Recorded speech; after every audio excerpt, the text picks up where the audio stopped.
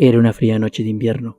Mi abuela Marta, una mujer de espíritu fuerte pero marcada por los años, se sentó junto a la chimenea y me llamó para contarme una historia que llevaba en su corazón desde hacía mucho tiempo.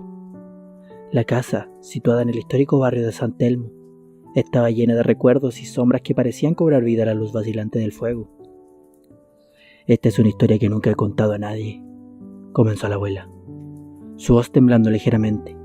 Una historia que me marcó profundamente y que me ha acompañado durante toda mi vida.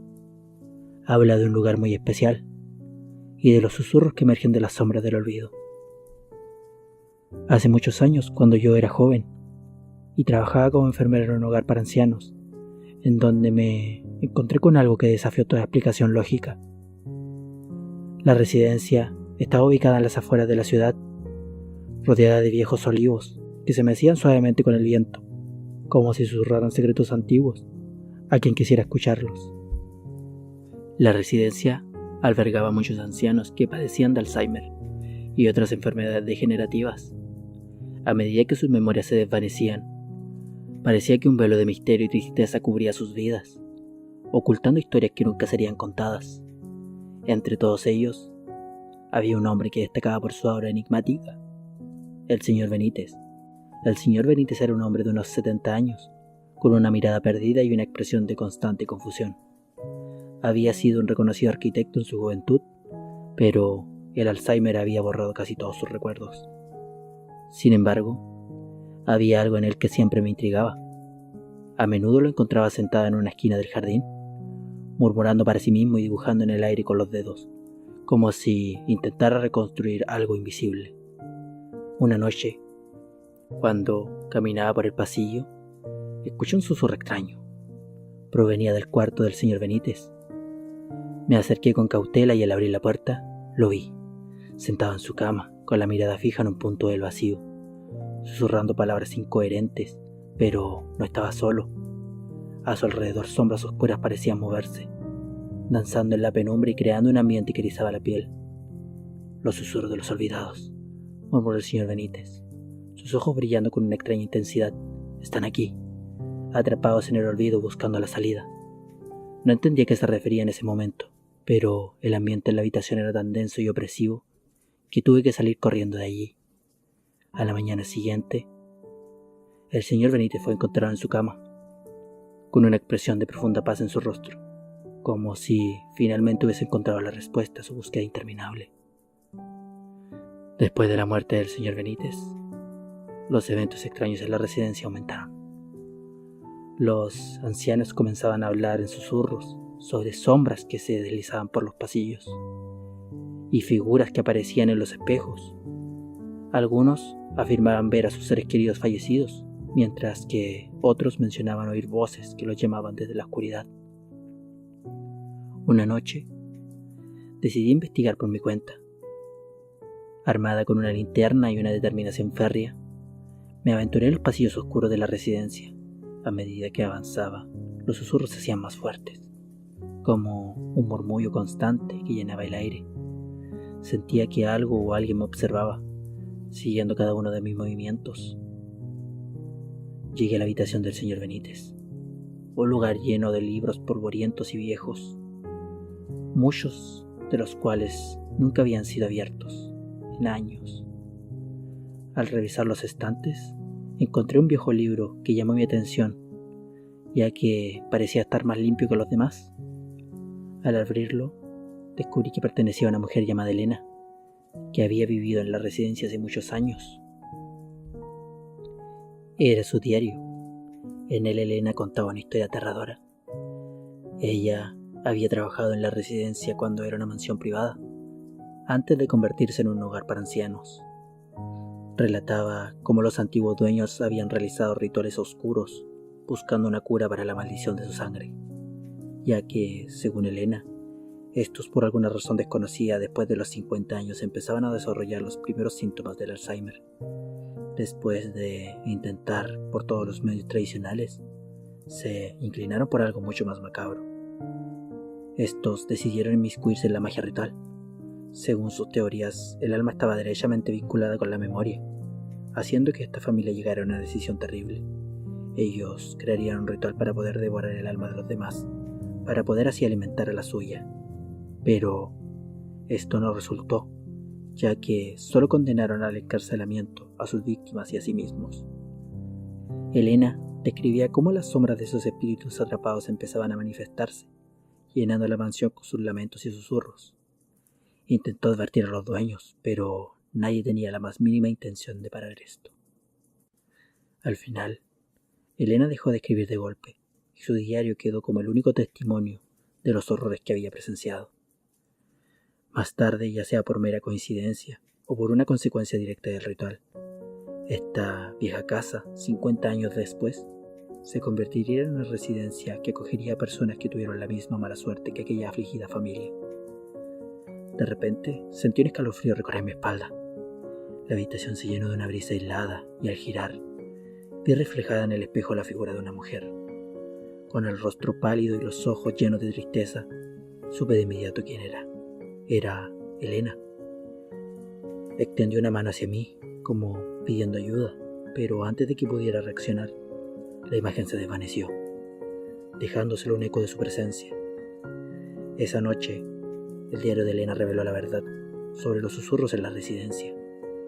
Los espíritus de los ancianos atrapados por los oscuros rituales estaban condenados a vagar sin descanso, buscando una salida del ciclo del olvido en el que estaban atrapados. Entendí entonces que el señor Benítez había sido la clave para liberar a esos espíritus, pero su mente afectada por el Alzheimer nunca pudo recordar los detalles necesarios para completar el ritual de liberación. Mi abuela Marta terminó su relato con una expresión de profunda tristeza en su rostro. Nos quedamos en silencio, escuchando el crepitar del fuego y el suave murmullo de la ciudad que llegaba desde fuera. La historia del señor Benítez y el susurro de los olvidados no solo era una historia del pasado, sino también un reflejo de la fragilidad de la memoria y de las almas que quedan atrapadas en los rincones oscuros del olvido. Aquella noche, mientras me acostaba, no pude evitar pensar en los espíritus atrapados en la residencia y en las sombras que se movían en la penumbra, buscando desesperadamente la paz.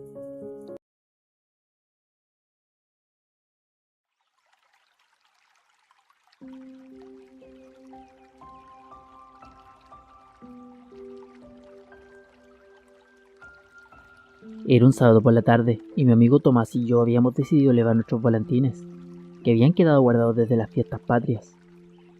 Los elevamos en la colina, detrás de nuestras casas. Vivíamos en una zona rural en el sur de Chile, rodeados de montañas y bosques nativos.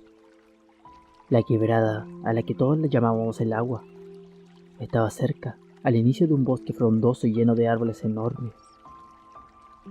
El cielo estaba despejado y el viento soplaba fuerte, perfecto para hacer volar nuestros volantines. Mi volantín era rojo con una cola larga y el de Tomás era azul con rayas blancas, aún lo recuerdo. Competíamos para ver quién lo hacía volar más alto, riéndonos y corriendo de un lado a otro.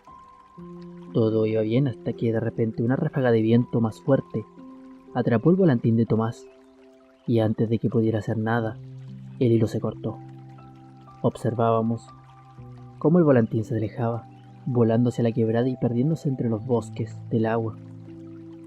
Tomás gritó que teníamos que recuperarlo.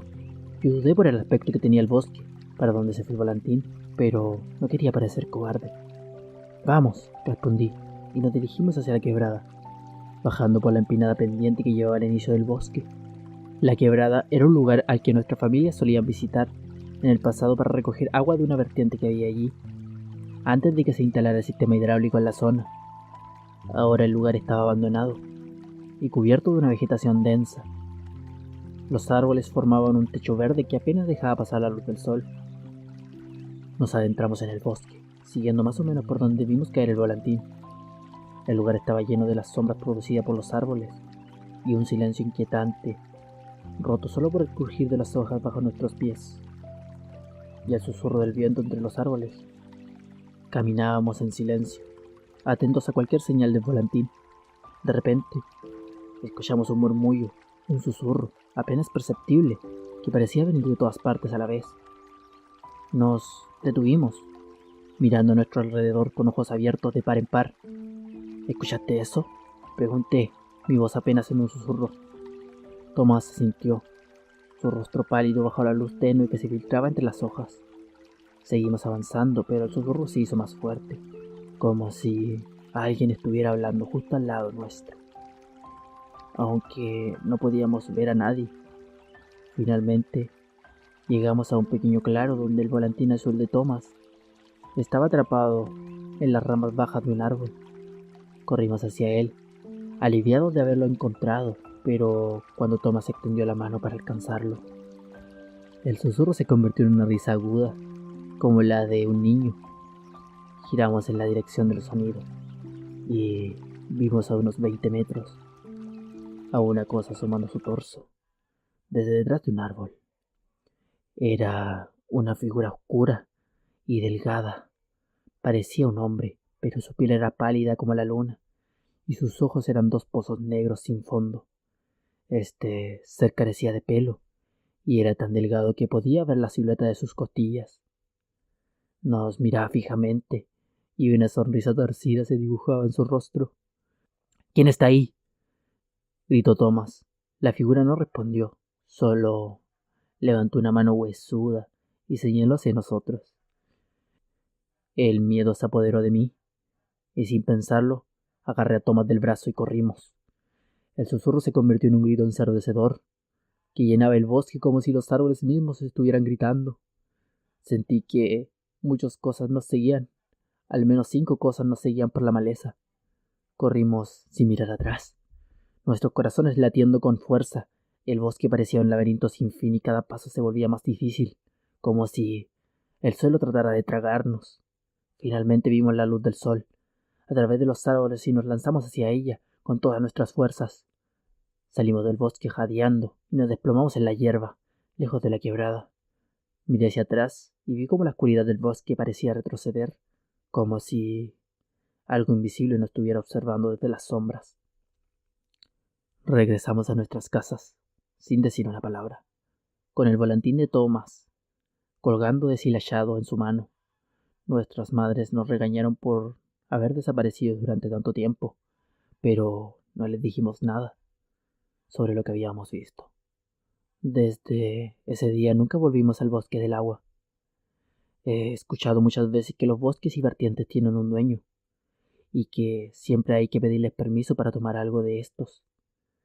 Siempre pensé que esos supuestos dueños se manifestarían como animales blancos o algo así, pero tal vez esa cosa con la que tuvimos la mala suerte de toparnos sea el dueño de ese bosque, y nosotros cometimos el error de no pedirle permiso. Sabemos que hay algo oscuro y siniestro allí, algo que nunca debió ser perturbado.